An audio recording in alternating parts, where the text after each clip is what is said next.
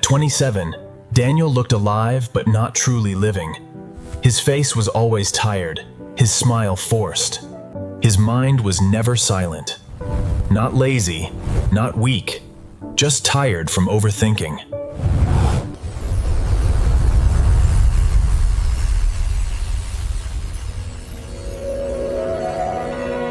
Every morning, before his feet touched the floor, his mind raced with worries.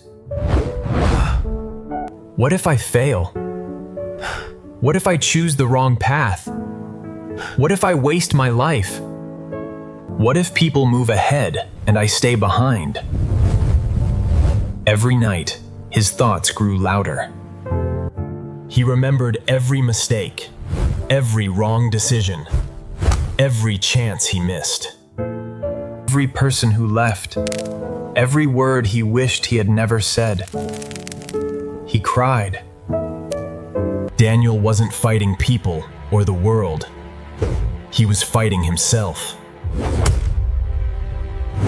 His friends told him to relax, saying he thought too much. But he couldn't explain. How do you explain a noise no one else hears? A battle inside your own head? He sat with people, but was mentally elsewhere. He ate food, but tasted nothing.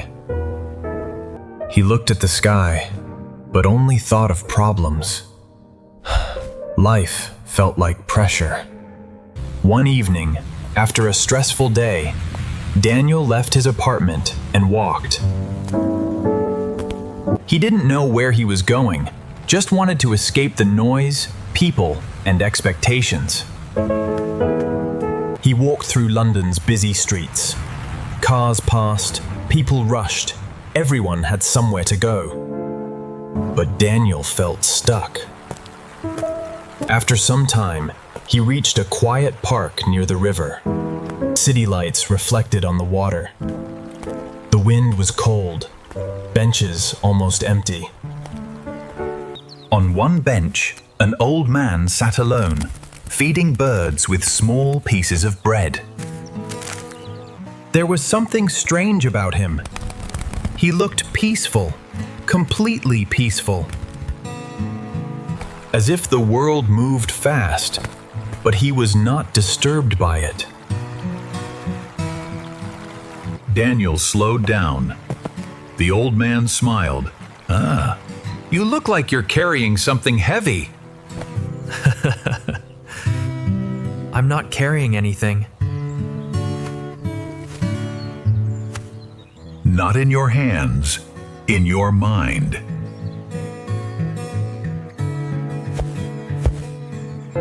Daniel became silent. The old man moved, inviting him to sit down. For a few moments, neither spoke. Only the river's sound. Daniel felt calm. What is making your mind so loud? Daniel looked down. He tried to smile, saying, "Nothing," but his voice broke. He started talking. His fear of failure, regret about the past, confusion about the future.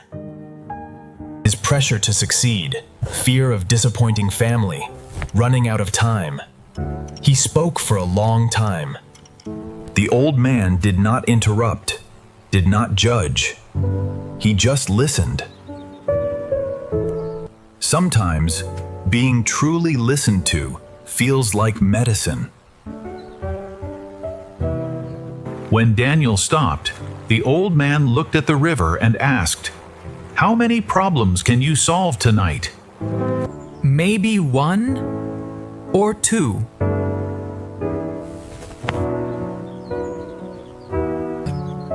And the rest? I don't know. Then why try to solve your entire life tonight? That question entered his heart. His mind was tired from living too many days at once. Daniel looked confused. The old man smiled. pointing to the river. "Come, let me show you something." They both walked closer to the river. The water was flowing slowly, calmly, naturally. The old man picked up a small paper cup, placed it on the water. It started floating. Slowly, it moved with the current. "Look at this cup. It doesn't know where the river will take it." But still it moves. Then the old man picked up a stick and tried to stop the water. Of course, the water kept flowing. He looked at Daniel. "What happens if I keep trying to stop this river?" "You'll get tired." Exactly. Exactly. This is what you are doing with life. You are trying to stop the river.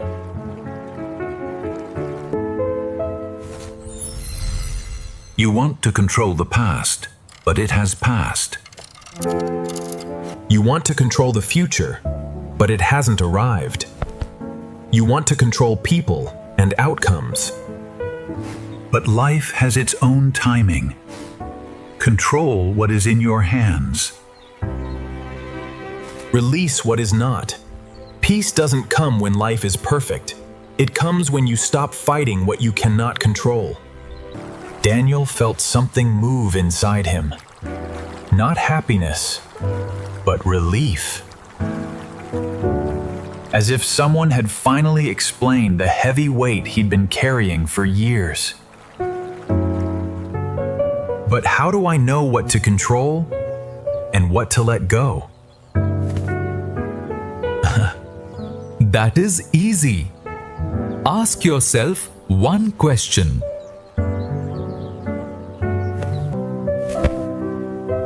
Is there something I can do about this right now? Is there something I can do about this right now? If the answer is yes, take one small action. If no, stop punishing yourself for what you cannot change. Daniel looked at the river again. The old man continued. Most people do the opposite. When they can do something, they waste time worrying. So they lose both action and peace. Daniel felt those words deeply. He remembered all the nights wasted thinking about unchangeable things. Old conversations, past mistakes, future fears, other people's opinions. Carrying invisible stones for years. Give me your bag. Give me your bag. Daniel was confused, but handed it to him. The old man placed stones inside it, then gave it back. "Carry it!" Daniel wore the backpack. "It's okay." The old man added more stones. "How about now?" A little heavy. The old man added more. Daniel's shoulders dropped. Now it's too heavy. These stones are like your worries. One worry is not too heavy. But when you collect every mistake, every fear, every possible future problem, and carry them all together, even a young man becomes tired like an old soul. Daniel slowly removed the backpack. You don't need to carry everything to prove you care. Sometimes letting go is not weakness. Sometimes letting go is wisdom. Daniel's eyes became wet.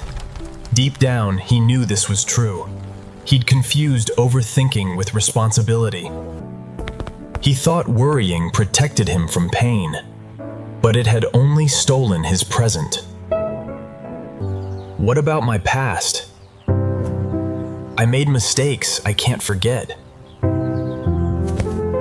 Your past is a classroom, not a prison. A wise person visits the past to learn. A suffering person lives there forever. Daniel swallowed. If you made a mistake, take the lesson. but do not keep paying for the same mistake every single day of your life. Daniel remembered the exam he failed, the relationship he lost, the opportunity he missed, the decisions he regretted. Maybe those memories weren't proof he was not enough, but lessons. You cannot become free while holding the same chain and calling it memory. Daniel closed his eyes. For the first time, he did not hate his past. It felt lighter. And the future? The future is like the horizon. Daniel looked ahead. The sky was turning orange, the sun slowly going down. You can walk toward it, but you cannot hold it in your hands. Daniel stayed silent. You can prepare, work hard, make better choices, but you cannot control every result. If you spend today fearing tomorrow, you'll lose today.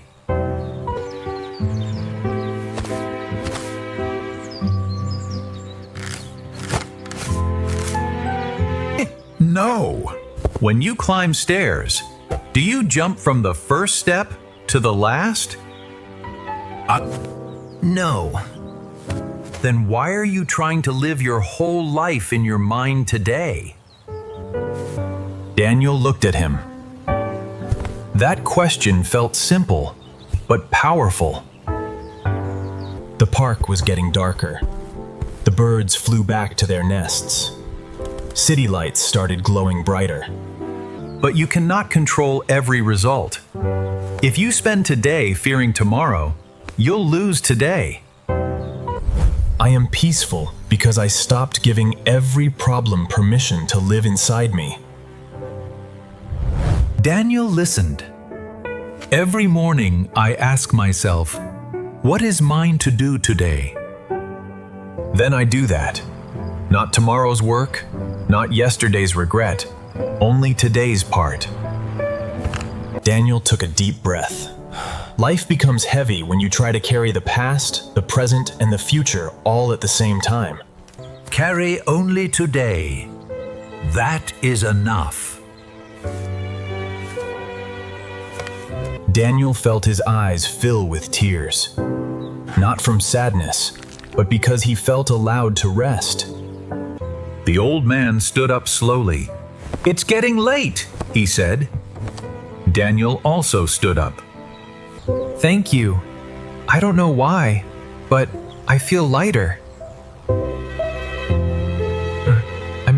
You were never weak, Daniel. You were just carrying too much.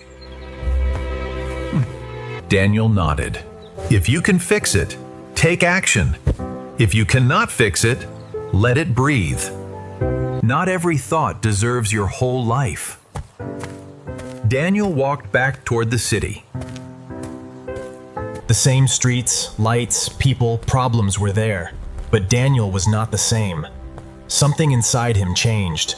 That night, Daniel lay in bed. His mind started again. What if things go wrong? What if I fail? What if I never become successful? But this time, he did not follow every thought. He paused. Then he asked himself, is there something I can do about this right now? If yes, he wrote down one small step. If no, he took a deep breath and let the thought pass like the river. Not forcefully, not perfectly, slowly, gently. Day by day, he still had problems, but he stopped becoming the problem. He still had fears, but he stopped feeding them. He still had memories, but he stopped living inside them. Slowly, Daniel started noticing life again. The taste of morning coffee, the sound of rain, a peaceful walk, a simple conversation. His life did not become perfect, but it became lighter. Sometimes, a lighter life is better than a perfect one, because peace is not found by controlling everything. Peace is found by understanding what is yours to carry and what you must finally put down. So if your mind is tired today, remember Daniel's lesson. You don't have to solve your whole life tonight. You only have to ask one question. Is there something I can do about this right now? If yes, take action. If no, let it go. Because sometimes the most powerful thing you can do is stop fighting the river and finally allow yourself to flow. This simple lesson changed Daniel's life, and maybe it can change yours too. If you know someone stressed, overthinking, or tired, share this story with them. One simple question can change the way you live forever.